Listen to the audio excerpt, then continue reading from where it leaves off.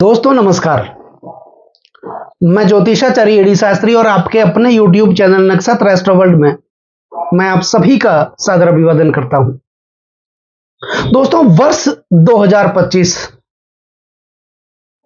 6 महीने निकल चुके हैं, लेकिन अब आने वाले 6 महीने जुलाई से लेकर दिसंबर 2025 ये तुला राशि वाले जातकों के लिए कैसे रहेंगे, क्या विशेष फलाफल होगा तुला राशि वाले जातकों के लिए जुलाई से लेकर दिसंबर 2025, इस वीडियो में हम जानने वाले हैं और समझने वाले हैं। दोस्तों ये जो ज्योतिष का कार्यक्रम है, ये जो राशिफल है, ये आपकी जन्म की राशि चंद्र राशि पर आधारित है, यानी गोचर पर आधारित है। लेकिन अगर आपको अपना लग्न पता है, आपके पास अपनी जन्म कुंडली बनी हुई है, तो इस राशिफल को आप अपनी लग्न राशि के अनुसार भी देख सकते हैं। और अगर आप मेरे साथ चर्चा करना चाहते हैं, अपनी जन्म कुंडली का विश्लेषण करवाना चाहते हैं, तो सिर्फ वीडियो और चैनल के डिस्क्रिप्शन में मेरे कांटेक्ट नंबर हैं, आप मेरा संपर्क कर सकते हैं। दोस्तों आने वाले 6 महीनों में हम विशेष तौर पर जानने का प्रयास करेंगे उन 4 ग्रहों के बारे में जिनका राशि परिवर्तन लंबे समय तक प्रभाव में रहता है और गोचर में सबसे महत्वपूर्ण ग्रह माने जाते हैं। तुला राशि, तुला लग्न, राशि के स्वामी बनते हैं शुक्र, और लग्न के अनुसार इस राशिफल को अगर आप देख रहे हैं तो लग्नेश बनते हैं शुक्र, और शुक्र के पास 2 राशियां हैं, वृषभ राशि और तुला राशि। इन दोनों राशियों में से कोई भी एक राशि लग्न भाव अर्थात पहले भाव में होती है। उस स्थिति में शनिदेव केंद्र और त्रिकोण के अधिपति बनकर के योग कारक माने जाते हैं, प्रधान माने जाते हैं, मुख्य माने जाते हैं। तो इनकी 6 महीनों में जुलाई से लेकर दिसंबर 2025 तक क्या स्थिति रहेगी। शनिदेव ने 29 मार्च 2025 को राशि परिवर्तन किया, अपनी मूल त्रिकोण राशि कुंभ राशि से निकल करके वो देवगुरु बृहस्पति की मीन राशि में विराजमान हुए। हालांकि 2.5 साल तक 29 मार्च के बाद ये मीन राशि में ही रहेंगे, लेकिन 6 महीनों में इन शनिदेव की स्थिति तुला राशि वाले जातकों के लिए कैसी रहेगी। उसके बाद बात करेंगे राहु और केतु। राहु को कलयुग का राजा माना जाता है और केतु आध्यात्म के कारक माने जाते हैं, वैराग्य के कारक माने जाते हैं, और एक राशि में ये दोनों 18 महीने तक विराजमान रहते हैं। तो इनकी क्या स्थिति रहेगी इन 6 महीनों में। और उसके बाद देवगुरु बृहस्पति जो भाग्य के कारक माने जाते हैं, और भाग्य का साथ जीवन में बहुत जरूरी है, भाग्य के बिना कुछ भी नहीं होता। इसीलिए कहा जाता है बिन भाग मिले नहीं भली वस्तु का भोग, नाक पके जब काग के उठे कंठ में रोग। तो भाग्य के कारक देवगुरु बृहस्पति की इन 6 महीनों में क्या स्थिति रहेगी। और उसके बाद बात करेंगे आपके राशि के स्वामी या फिर आपके लग्न के स्वामी शुक्र की स्थिति। इन शुक्र इन 6 महीनों में जब राशि भ्रमण करेंगे तो किन किन स्थानों में ये विराजमान होंगे, उसके बारे में भी इस वीडियो के माध्यम से हम जानने का प्रयास करेंगे। और वीडियो के अंत में कुछ महत्वपूर्ण अचूक उपाय भी होंगे जिसको आपको फॉलो करना है, तो वीडियो पर अंत तक आप बने रहिएगा। दोस्तों पहले बात करेंगे शनिदेव की, क्योंकि तुला राशि वाले जातकों के लिए शनिदेव योग कारक माने जाते हैं, प्रधान ग्रह माने जाते हैं, मुख्य माने जाते हैं। तो 29 मार्च 2025 को जैसे ही शनिदेव ने अपना राशि परिवर्तन किया, वो कुंभ राशि से निकल करके देवगुरु बृहस्पति की मीन राशि में विराजमान हुए, तो तुला राशि वाले जातकों के 6ठे भाव में इनका गोचर हुआ। कहा जाता है कि शनिदेव जब भी गोचर वश परिभ्रमण करते हुए, यानी चंद्रमा से, हमारी राशि से तीसरे, छठे व एकादश भाव का संचरण करते हैं। षष्ठे चलाबे शनि सौख्य दाता, ये दुखों का नाश करने वाले माने जाते हैं, पीड़ाओं का नाश करने वाले माने जाते हैं। तो उस स्थिति में शनिदेव जातक को फिर क्या देते हैं, ततो लाभकारी हिरण्यम राणाम नपा मित्र पक्षो जया चेष्टम लाभम करो तीर्थ लाभम सुख संपदम च, अर्थात ये धन का लाभ देते हैं, वस्त्र और आभूषण का लाभ देते हैं, व्यापार का लाभ देते हैं, शिक्षा का लाभ देते हैं, दाम्पत्य जीवन का लाभ देते हैं, वैवाहिक सुख का लाभ देते हैं, पदोन्नति का लाभ देते हैं, प्रमोशन का लाभ देते हैं, विवाह का लाभ देते हैं, और विदेश योग का लाभ भी शनिदेव उस स्थिति में जातक को प्रदान करते हैं। सबसे बड़ी बात मैं आपको बता दूं, शनिदेव 13 जुलाई से लेकर 28 नवंबर तक ये वक्री होंगे, अपनी वक्र अवस्था में रहेंगे। तो ये छठे भाव का फल तो देंगे ही देंगे आपको, लेकिन जब ये वक्री होंगे तो ये आपके पंचम भाव का भी फल देंगे, क्योंकि जब भी कोई ग्रह वक्री होते हैं उस स्थिति में उस ग्रह का चेष्टा बल बढ़ जाता है, यानी एक भाव पीछे का भी वो फल देते हैं। हालांकि ग्रह कभी कोई पीछे नहीं चलते हैं, लेकिन ऐसा आभास होता है, ऐसा प्रतीत होता है। तो उस स्थिति में शनिदेव दो भावों का फल देंगे, छठे भाव का भी फल देंगे इन 6 महीनों में, और पंचम भाव का भी ये फल देंगे, क्योंकि ये वक्री होने वाले हैं। तो फिर शनिदेव तुला राशि वाले जातकों के लिए क्या देंगे? ये शत्रु अंता बन जाएंगे। छठा भाव रोग, ऋण और शत्रु का माना जाता है, तो रोगों से आपको मुक्त करेंगे, पीड़ाओं से मुक्त करेंगे। आपके ज्यादातर पैसे हॉस्पिटल के खर्चों में खर्च हो रहे थे, अननेसेसरी खर्चे आपके जीवन में बने हुए थे, उसमें आपको राहत देखने को मिलेगी। ये आपके विरोधियों का नाश करेंगे, शत्रुओं का नाश करेंगे, शत्रु अंत बन जाएंगे। आपकी आलोचना करने वाले जो लोग होंगे उनका ये सर्वनाश करेंगे। तो शनिदेव की स्थिति बहुत अच्छी रहेगी। छोटी मोटी पुरानी बीमारियां आपको परेशान कर रही थी, आपके ज्यादातर पैसे हॉस्पिटल के खर्चों में खर्च हो रहे थे, बीपी, डायबिटीज, ऐसी बहुत सारी बीमारियां आपको भी परेशान कर रही थी। आपके बच्चों के स्वास्थ्य से संबंधित चिंताएं आपको बनी हुई थी, माता पिता के स्वास्थ्य की चिंता आपके ऊपर बनी हुई थी। तो इस प्रकार की जो समस्याएं थी, उस समस्याओं का अंत शनिदेव इन आने वाले 6 महीनों में, जुलाई से लेकर दिसंबर 2025 में ये करने वाले हैं। अब बात करेंगे राहु की। तो राहु आपके पंचम भाव में, शनिदेव की राशि कुंभ राशि में विराजमान रहेंगे, और पंचम भाव विद्या, बुद्धि व संतान का भाव माना जाता है। तो आपके अंदर एक विशेष जागृति देखने को मिलेगी, आपके अंदर एक बौद्धिक क्षमता का विकास होगा, बुद्धि बल बढ़ेगा, वाणी कुशलता भी बढ़ेगी। आप अपनी वाणी कुशलता के कारण अपना फंसा हुआ काम निकालने में माहिर भी बनेंगे, क्योंकि ऐसी चतुरता आपके अंदर विकसित होगी। राहु चतुरता के कारक माने जाते हैं।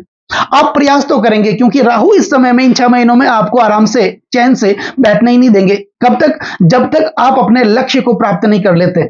शाम, दाम, दंड, भेद, चाहे कुछ भी हो जाए तो हो जाए, मुझे वो चीज, वो वस्तु प्राप्त करनी है तो करनी है, ऐसी दृढ़ इच्छा शक्ति, प्रबल इच्छा शक्ति इन 6 महीनों में राहु आपको प्रदान करने वाले हैं। संतान के विवाह से संबंधित परेशानी थी, उसका भी अंत होगा। अगर आप अविवाहित हैं तो विवाह के प्रस्ताव भी आएंगे। किसी के साथ प्रेम संबंधों में बंधे हुए, वो प्रेम शादी में भी बदलेगा, और कुल मिला के आकस्मिक धन की प्राप्ति इन 6 महीनों में देखने को मिलेगी। कोई न कोई नए समाचार, मांगलिक कार्य आपके घर में जरूर होगा। अब बात करते हैं केतु की। तो केतु आपके 11वें भाव में विराजमान रहेंगे। दोस्तों, तीसरे, छठे व 11वें भाव को त्रिषणाय भाव कहा जाता है, और इन भावों में पाप ग्रहों का रहना अत्यंत शुभ माना जाता है। तो तुला राशि वाले जातकों के लिए दो ग्रह, एक तो शनि योग कारक बनकर के छठे भाव में, त्रिषणाय भाव में विराजमान रहेंगे, और दूसरे केतु, जो शनि के समुदाय के ग्रह माने जाते हैं, शुक्र के समुदाय के ग्रह माने जाते हैं, वो एकादश भाव यानी कि त्रिषणाय भाव में विराजमान रहेंगे। अब केतु कौन है? केतु वैराग्य के ग्रह, जिनके पास सिर्फ धन है, सर नहीं है। केतु सिर्फ देना जानते हैं, और यकीन मानिए, केतु जैसे ग्रह जब देने पे उतर जाए तो छप्पर फाड़ के दे देते हैं। तो ये 6 महीनों में आपके एकादश भाव में, आय के भाव में, लाभ के भाव में विराजमान रहेंगे। तो फिर इनकम आपकी बढ़ेगी, इनकम के नए नए सोर्स भी उत्पन्न होंगे, रोजगार के नए नए अवसर आपके लिए बनेंगे, पदोन्नति भी होगी, प्रमोशन भी होगा, और कोई ना कोई नई जिम्मेदारी इन 6 महीनों में आपको मिलेगी, और उस जिम्मेदारी का तय समय पर निर्वाह करते हुए आप आगे बढ़ेंगे, जिसके कारण आपके जीवन में मान, सम्मान, पद और प्रतिष्ठा की प्राप्ति होगी। निश्चित तौर पर आपके सपने पूरे होंगे, क्योंकि एकादश भाव आपके सपनों का, आपके इच्छाओं का माना जाता है, और राहु और केतु ये हमारे सपने हैं। और सपने वो नहीं होते हैं जो नींद में सोते हुए देखे जाते हैं, सपने तो वो होते हैं जो सोने नहीं देते हैं। ऐसी प्रबल इच्छा शक्ति ये राहु और केतु दोनों मिलकर के आपको इन 6 महीनों में तुला राशि, तुला लग्न वाले जातकों के लिए देने वाले हैं।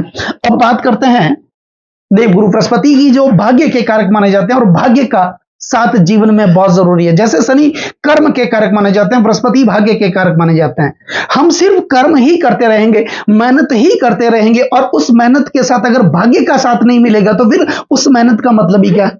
तो यहां पर भाग्य के कारक, भाग्य के देवता बृहस्पति खुद भाग्य भाव में विराजमान रहेंगे इन 6 महीनों में, तो भाग्य का साथ देखने को मिलेगा।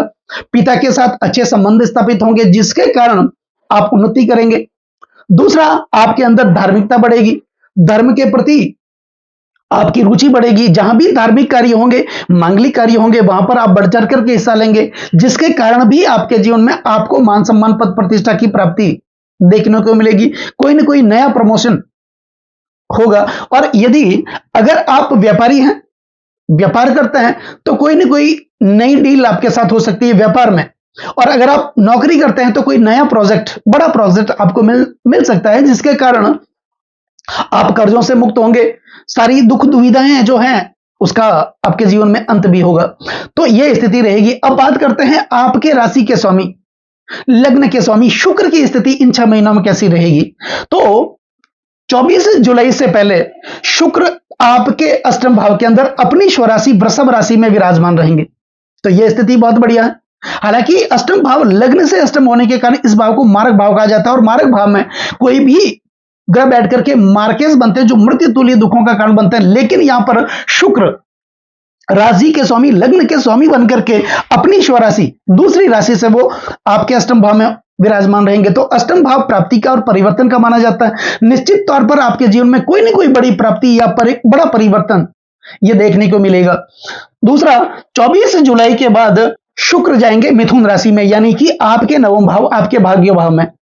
तो यहां पर भाग्य का साथ देखने को मिलेगा। 2 शुभ ग्रह सबसे शुभ माने जाते हैं, देवगुरु बृहस्पति और शुक्र। यहां पर देवगुरु बृहस्पति और शुक्र की युति 24 जुलाई के बाद देखने को मिलेगी। हालांकि दोनों में शत्रुता का संबंध है, क्योंकि एक देवताओं के गुरु हैं तो दूसरे दानवों के गुरु माने जाते हैं। लेकिन दोनों सबसे शुभ ग्रह और भाग्य के कारक तो बृहस्पति भाग्य भाव में ही रहेंगे, वहां पर शुक्र भी भाग्य भाव में विराजमान रहेंगे। तो ये भाग्य का साथ देखने को मिलेगा। शुक्र लग्जरी जीवन के कारक माने जाते हैं। गाड़ी, मोटर, बंगले, नौकर चाकर, ऐसो आराम के साधन। और इसकी कामना इस दुनिया में कौन नहीं करता। सबकी यही इच्छा होती है, सबकी इच्छा होती है कि हमें भी वो चीज जो दूसरों के पास है, हमें भी उसकी प्राप्ति हो जाए। तो ऐसा आपके जीवन में देखने को मिलेगा 24 जुलाई के बाद, जब शुक्र आपके नवम भाव में आएंगे। फिर 19 अगस्त के बाद शुक्र आपके दसम भाव में, केंद्र भाव में आएंगे। तो यहां पर आपके कार्य क्षेत्र में उन्नति देखने को मिलेगी, आपके रोजगार में उन्नति देखने को मिलेगी। इस समय में आप कोई नई दुकान लगा सकते हैं, नया व्यवसाय कर सकते हैं, अपने जन्म स्थान से दूसरे स्थान पर जाकर के कोई न कोई नई प्रगति कर सकते हैं। यह रहेगा। 30 सितंबर के बाद शुक्र सिंह राशि में आएंगे, और उसके बाद 1 नवंबर को, और सॉरी 8 अक्टूबर को शुक्र कन्या राशि में आएंगे, आपके द्वादश भाव में, विदेश भाव में। दोस्तों, विदेश भाव में शुक्र 12वें भाव में कोई भी ग्रह वैसे देखा जाए तो अच्छा फल नहीं देते हैं, लेकिन शुक्र 12वें भाव में अत्यंत शुभ फल प्रदान करते हैं। वो क्यों? क्योंकि 12वां भाव भोग का भाव माना जाता है, काम शक्ति का भाव माना जाता है, और शुक्र भोग के कारक माने जाते हैं, काम शक्ति के कारक माने जाते हैं। तो यहां पर 12वें भाव में जब शुक्र आएंगे, कब? ये 8 अक्टूबर को। तो यहां पर विदेशों से संबंधित धन की प्राप्ति होगी। इस समय आप विदेश जाना चाहते हैं तो आप जा सकते हैं। अपने बच्चों को हायर एजुकेशन के लिए आप विदेश भेजना चाहते हैं तो यह समय 8 अक्टूबर 2025 के बाद, जब शुक्र कन्या राशि में, बुध की राशि में आएंगे, तो ये बहुत अच्छी स्थिति होगी आपके बाद। और उसके बाद 1 नवंबर को शुक्र आएंगे तुला राशि में, आपके लग्न भाव में, अपनी स्वराशि में। और शुक्र जब अपनी स्वराशि में होते हैं और केंद्र भाव में विराजमान होते हैं, उस स्थिति में वो मालव्य नामक पंचमहापुरुष राजयोग का निर्माण करते हैं। तो आने वाले 6 महीनों में शुक्र की स्थिति भी आपके लिए अनुकूल रहेगी। तो कुल मिलाकर के ऐसा कहा जा सकता है कि तुला लग्न, तुला राशि वाले जातकों के लिए आने वाले 6 महीने जुलाई से लेकर दिसंबर 2025 काफी महत्वपूर्ण रहने वाले हैं, और आप अपने जीवन का निर्माण करेंगे। ऐसी दृढ़ इच्छा शक्ति आपके अंदर विकसित होगी। तो दोस्तों, अब बात करते हैं कुछ विशेष उपायों की। तो उपाय में क्या करना है? उपाय में शनिदेव और शुक्र का उपाय आपको करना है। शनिदेव के उपाय में शनि के 20 मंत्रों का उच्चारण, शनि के पौराणिक मंत्रों का उच्चारण, शनि के तांत्रिक मंत्रों का उच्चारण आपको प्रतिदिन करना है।